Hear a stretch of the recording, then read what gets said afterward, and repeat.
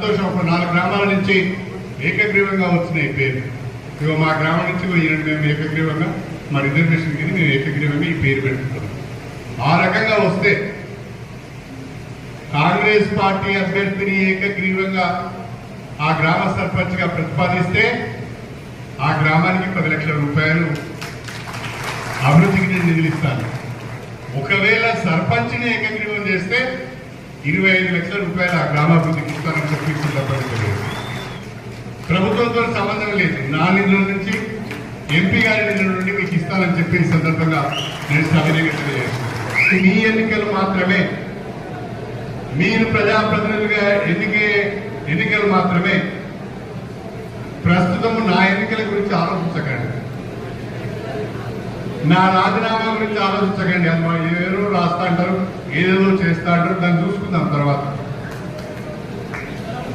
నేను రాజీనామా చేయడం లేదు. స్పీకర్ గారు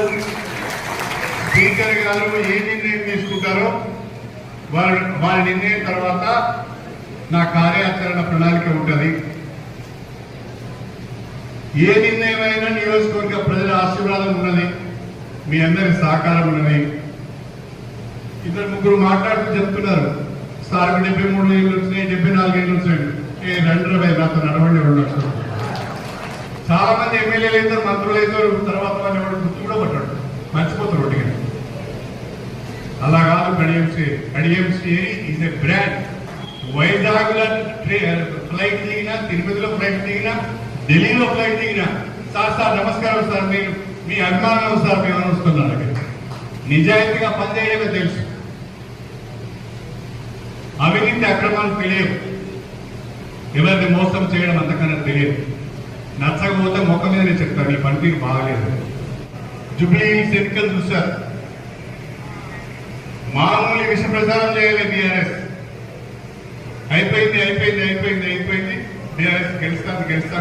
తెల్లారులైతే సోషల్ మీడియా తీయగానే జూబ్లీ హిల్స్ లో బీఆర్ఎస్ గెలుస్తానని విపరీతమైన విష ప్రచారం చేసింది. ఏమైంది? రేవంత్ రెడ్డి గారి నాయకత్వంలో 25,000 ఓట్ల మెజారిటీతోని మనం జూబ్లీ హిల్స్ గెలిచినాం.